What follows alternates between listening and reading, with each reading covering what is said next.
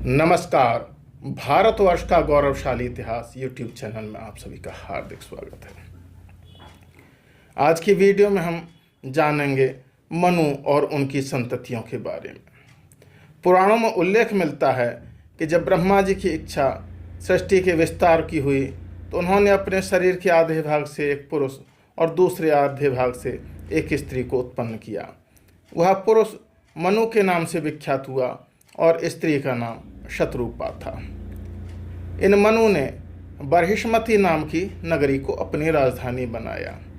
यह बरहिष्मती वह नगरी है जो भगवान वराह के पृथ्वी को जल से बाहर लाते समय उनके बालों के झड़ने का बरही अर्थात कुश नामक पवित्र घास से व्याप्त हो गई थी।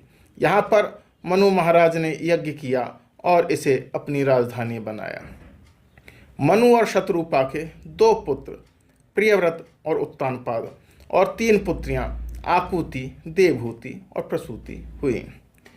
प्रियव्रत का एक विवाह विश्वकर्मा की पुत्री बरहिष्मती से हुआ, जिससे उन्हें ऊर्जस्वती नाम की कन्या और आग्नेन्द्र, एधमजिह्वा, यज्ञबाहु, महावीर, हिरण्यरेता, घृतपृष्ठ, सवन, मेधातिथि, वीतिहोत्र और कवि नामक 10 पुत्र उत्पन्न हुए।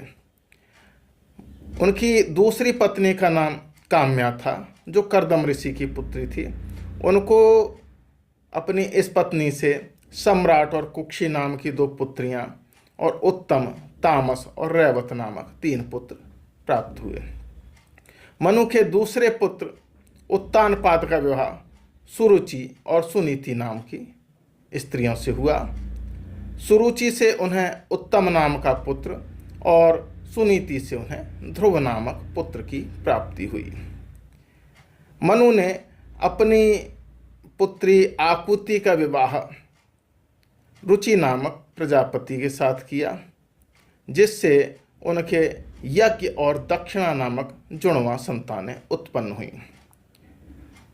उन्होंने अपनी दूसरी पुत्री देवहूति का विवाह कर्दम ऋषि के साथ किया, जिससे उन्हें कला, अनुसूया, श्रद्धा, हविर्भू, गति, क्रिया, ख्याति, अरुंधति और शांति नामक 9 पुत्रियां उत्पन्न हुईं और इसके अतिरिक्त उन्हें कपिल मुनि नामक एक पुत्र की प्राप्ति हुई। उन्होंने अपनी तीसरी पुत्री का विवाह दक्ष प्रजापति से किया, जिससे दक्ष प्रजापति को 16 कन्याएं उत्पन्न हुई, जो श्रद्धा, मैत्री, दया, शांति, तुष्टि, पुष्टि, उन्नति, बुद्धि, मेधा, तितिक्षा, ह्री और मूर्ति हैं।